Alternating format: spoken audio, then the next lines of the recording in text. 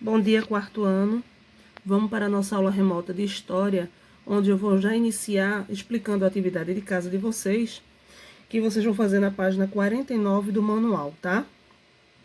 Essa atividade é para ser feita no caderno. Se possível, eu quero que vocês tirem a foto, coloquem na plataforma do Class, ou então podem mandar para o meu zap, tá? Se você fosse convidado para realizar uma viagem para as Índias, como a organizaria? Pense em quem você levaria, quais seriam as etapas da viagem, quais mantimentos seriam levados, como as pessoas deveriam se comportar, o que faria quando encontrasse novos povos e etc. Essa atividade, lembrando, é para fazer no caderno de história e mandar a foto. Aí vamos lá, continuação. Ao longo da viagem, as pessoas a bordo das embarcações estavam expostas a muitos riscos, como desenvolver doenças e intoxicações alimentares, visto que as condições higiênicas dentro dos navios não eram adequadas. Era comum a água e a comida estragarem, além disso, a falta de diferentes vitaminas, em razão da baixa variedade de alimentos, causava uma série de doenças, como escorbuto. Massaro reconheceu que aqueles que participavam das expedições para as Índias precisavam de muita coragem para enfrentar tormentas, ataques piratas, doenças e todo tipo de desafio que as viagens oceânicas apresentavam. Os navegadores que se aventuraram nas viagens para as Índias deveriam ser muito corajosos. Vejam bem, não era uma viagem fácil, tá? Era uma viagem que demorava muitos dias para ser feita e vários problemas os tripulantes alcançavam no meio do caminho.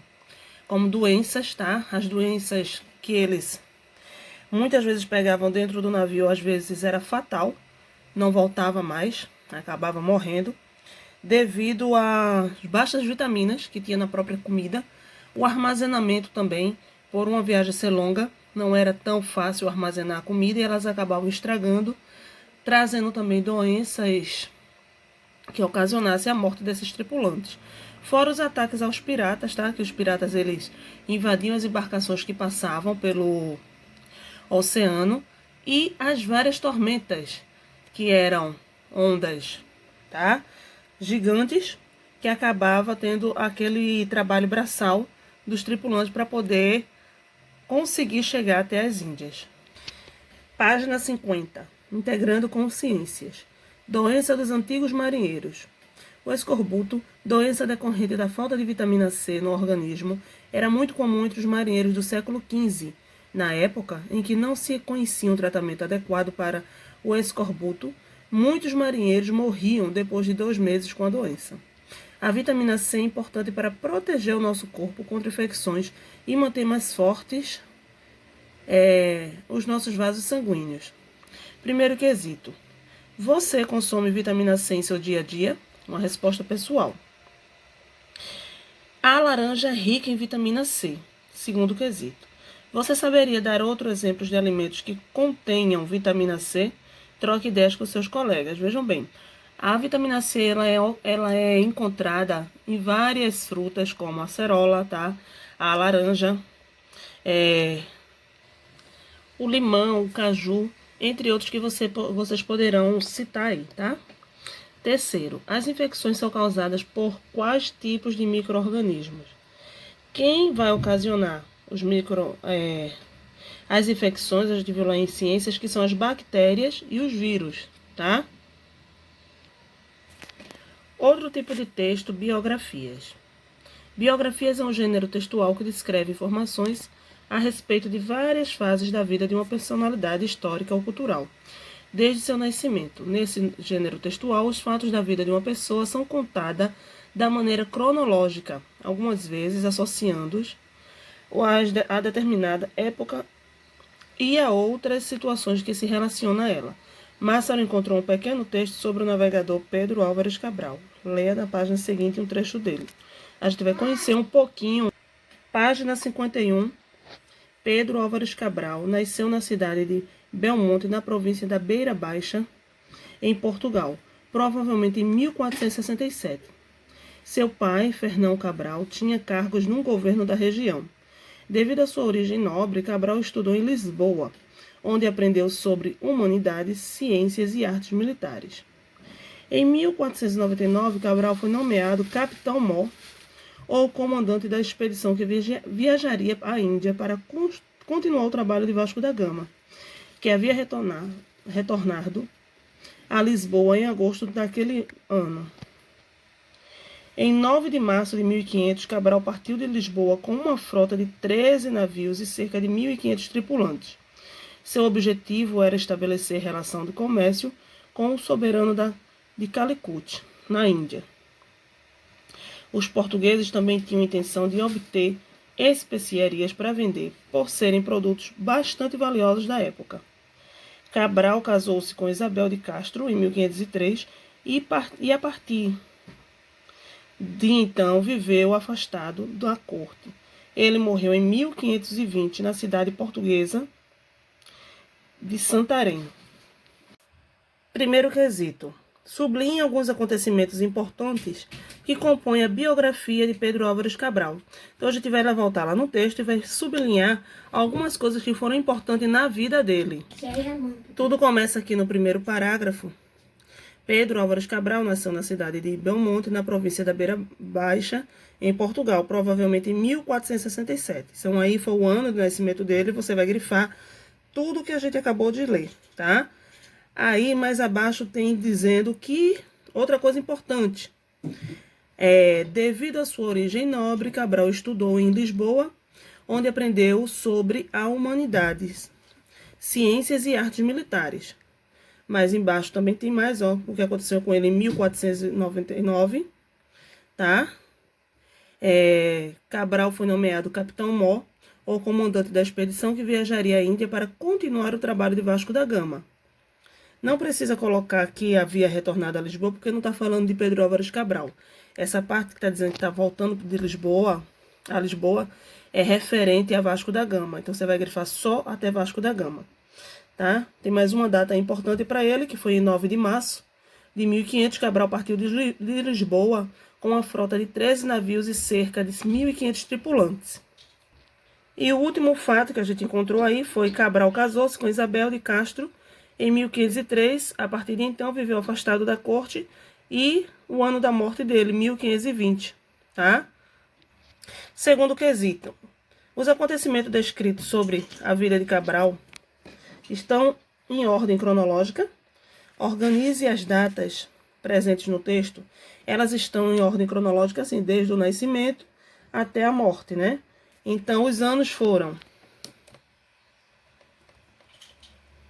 1467, depois 1499, 1500, 1503 e 1520. Página 52. Compreendendo documentos. O monumento em homenagem aos descobrimentos. Em Lisboa, capital de Portugal, um grande monumento em homenagem às viagens marítimas portuguesas do século XV e XVI, as quais ocasionaram a chegada dos portugueses a muitas terras desconhecidas da população europeia da época. Observe abaixo algumas imagens desse monumento, chamado Monumento dos Descobrimentos. Primeiro quesito, para conversar, né, com os colegas, que a gente vai conversar aqui entre a gente, sobre qual a importância de um monumento para a história de um povo. Depois anote o que descobriram abaixo. Vejam bem, todo monumento ele tem a sua importância porque são construções, né, que mostram que vai buscar resgatar a história da comunidade. Então, todos esses monumentos que a gente conhece, ele vai mostrar, ele vai retratar a época em que foi construído. Então, para isso a importância dele, para a gente descobrir e compreender, tá, a história da humanidade. Segundo quesito, o monumento em homenagem aos descobrimentos portugueses foi inaugurado no ano de 1960. Observando sua estrutura, vocês acham que ele faz menção às navegações portuguesas? De que maneira? Vejam bem, claro que faz, né? Pois ela se assemelha a uma embarcação. Tá olhando aqui, ó. Essa aqui assemelha a uma embarcação. Essa também parece um navio. Então, as figuras ali que a gente tá vendo em miniatura, né? ela está dando ideia de barcos, de navegações. Agora vamos para o exercitando da página 53. Primeiro quesito. Massaro conheceu mais sobre as especiarias depois de visitar uma barraca de condimentos na feira. O que eram as especiarias? Vejam bem, a gente viu lá no início de todo o assunto dessa unidade que a maioria das especiarias elas eram de origem vegetal, né? Que eram cultivadas, né? Para ser utilizadas como temperos e corantes. E também para conservação de alimentos e para uso medicinal. Aí a letra B, qual região era a principal fornecedora das especiarias? Ora, eram as Índias, né? C, qual era o principal caminho por onde se chegava a essa região? O principal caminho, a gente viu que tinha duas rotas, né? Tinha a rota da seda e a rota pelo mar Mediterrâneo. Segundo quesito, na história das especiarias, alguns grupos foram importantes para sua difusão na Europa. Assinala alguns deles entre as opções a seguir. Então, os grupos que participaram, que a gente estudou sobre eles lá e viu que foi de grande importância, tá, para a Europa. Foram os romanos, os árabes, os italianos e os gregos. Terceiro quesito. Em suas pesquisas, Massaro conheceu duas importantes regiões que forneciam produtos muito procurados na Europa. No passado, as especiarias tinham altos valores de venda na Europa. Quais eram os motivos para esses altos preços? Um dos principais motivos, né, a gente viu, era a distância, tá, entre as pessoas, os navegadores que iam comprar e as Índias. Então, a grande problema das especiarias terem muito preço alto era a distância até comprar elas. Quarto, para chegar até os centros comerciais da Europa, os produtos vindos da África e das Índias percorriam um longo caminho. Cite algumas das etapas percorridas por esses produtos até a Europa. Vejam bem, das áreas produtoras ou de onde eram coletados, os produtos eles seguiam, tá? Por canoas ou em cima das costas dos animais. E de lá eles iam para os portos, né, onde eles eram embarcados. E de lá eles poderiam ser direcionados diretamente pelo mar Mediterrâneo. Página 54, quinto quesito. A partir do que você aprendeu, explique a importância das rotas e dos caminhos de comércio para a troca de produtos e o contato entre culturas. Isso aí é uma resposta que você vai dar pessoal de tudo que você estudou, tá? Sexto, assinale as alternativas corretas sobre a busca de um novo caminho para a região das Índias. Então, vamos lá. O comércio de produtos vindo da região das Índias eram disputados por diferentes povos. Era assim. Os principais mercadores que dominavam as rotas do comércio com a região das Índias foram os chineses, não foram. A religião foi um dos motivos para a busca por uma nova rota para a região das Índias. Sim. A busca por uma nova rota para a região das Índias deu início ao período conhecido como Grandes Navegações, também. Durante as grandes navegações, um caminho alternativo para as Índias foi descoberto, e os portugueses chegaram a novas terras, fora da Europa. Sim, a gente viu que sim. A única que não é os principais mercadores que dominavam as rotas do comércio com a região das Índias foram os chineses, tá? A única errada é esta. Sétimo, cite alguns avanços tecnológicos e científicos que possibilitaram as viagens portuguesas até a região das Índias. Foram muitos, como caravela, né? A bússola, o astrolábio. Agora que a gente terminou o manual, nós vamos para a página 11 do caderno de atividade, tá? Capítulo 2, Caminhos pelo Mar. As especiarias das Índias, produtos vindos da África. A mãe de Massaro mostrou a ele uma receita de um bolo que levava algumas especiarias como ingredientes. A receita citava cravo da Índia, canela em pau, pimenta e noz moscada. Letra A. No passado, quais eram os usos das especiarias? O que a gente viu até agora? Que as especiarias elas eram usadas para temperos, né? corantes e também para conservação de alimentos, além do uso medicinal, certo? Letra B. No passado, qual era a principal rota por onde as especiarias eram transportadas para a Europa? Houve duas rotas, mas a principal foi a rota da seda. Segundo quesito, Massaro memorizou algumas informações sobre as especiarias, pois queria dividir o que aprendeu com seus pais. Leia as frases abaixo e complete-as com as palavras corretas. Letra A. Por seus diversos ou poucos usos, por diversos, uso, as especiarias tornaram-se muito apreciadas na Europa. Letra B. Acredita-se que os gregos e os romanos, tenham sido os primeiros povos a popularizar as especiarias na Europa.